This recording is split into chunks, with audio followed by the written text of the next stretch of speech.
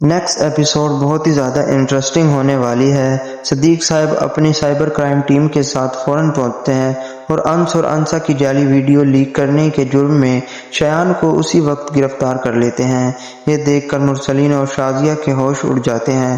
شازیہ روتی ہوئی دادا جان کے پاس جاتی ہے، لیکن دادا جان انس سے ناراض ہو کر غصے میں کہتے ہیں، انس فوراً جاؤ اور شایان کو جیل سے رہا کرواؤ۔ یہ بات پیچھے سے انسا سن لیتی ہے اور انس سے کہتی ہے، تمہیں پہلے ہی معلوم تھا کہ ہماری ویڈیو شایان نے لیک کروائی تھی، پھر بھی تم نے مجھ سے یہ بات چھپائی، میں تمہیں کبھی معاف نہیں کروں گی۔ یہ سن کر انس کے ہوش اڑ جاتے ہیں۔ دوسری طرف مرسلین غصے میں آگ بگولا ہو جاتا ہے اور شایان کو جیل سے چھڑوانے کے لیے انسا کو اغوا کرنے کا منصوبہ بناتا ہے۔ جیسے ہی انسا غصے میں انس کو چھوڑ کر گھر سے نکلتی ہے، اسی وقت مرسلین اپنے گنڈوں کے ساتھ گاڑی میں آ جاتا ہے اور زبردستی انسا کو اٹھا کر ایک فارم ہاؤس لے جاتا ہے۔ اسی دوران انسا کا بھائی عارف گھر پہنچتا ہے۔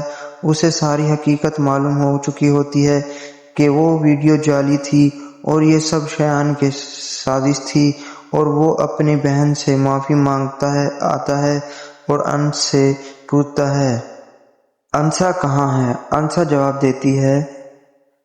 انس جواب دیتا ہے کہ وہ مجھے سے ناراض ہو کر یہاں سے چلی گئی تھی، میں نے سمجھا وہ تمہارے گھر گئی ہوگی۔ جب وہ انسا کے دوستوں سے پوچھتی ہے تو معلوم ہوتا ہے کہ انسا کہیں بھی نہیں گئی۔ یہ سن کر انس اور عارف کے ہوش اڑ جاتے ہیں۔ دوسری طرف فوراً پولیس اسٹیشن جانے کے لیے نکلتی ہے، لیکن راستے میں انس کے موبائل پر مرسلین کی کال آ جاتی ہے۔ مرسلین دھمکی دیتے ہوئے کہتا ہے، اگر تمہیں نے ابھی کے ابھی شایان کو جیل سے رہا نہ کروایا تو میں انسا کو گولی مار دوں گا۔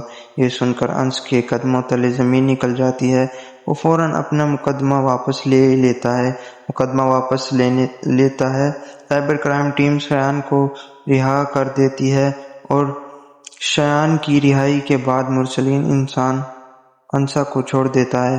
جیسے ہی انسا گھر واپس آتی ہے، عارف دوڑ کر اس کے گلے لگا لیتا ہے اور روتے ہوئے کہتا ہے، مجھے معاف کر دو انسا، میں نے تم پر یقین نہیں کیا تھا، میں بہت شرمندہ ہوں۔ اپنے بھائی کو روتا دیکھ کر انسا آخرکار اسے معاف کر دیتی ہے۔ دوسری طرف فہیم قریشی نکاح کا بہانہ بنا کر شہرین کو اکیلے فارم ہاؤس سے لے جاتا ہے۔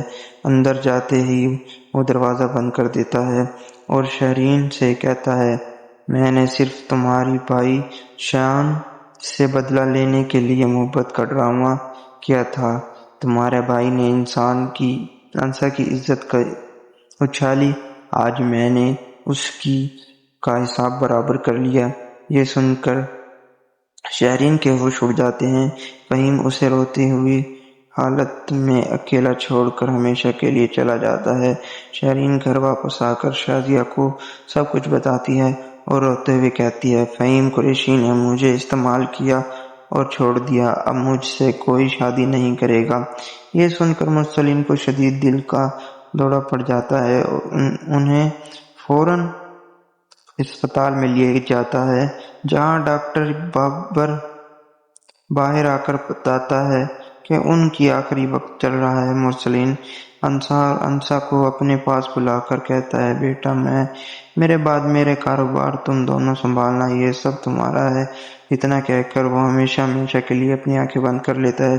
کچھ دن بعد جب انسا کو لے کر کمرے میں آتی ہے تو اچانک انسان کی طبیعت بہت خراب ہو جاتی ہے۔ وہ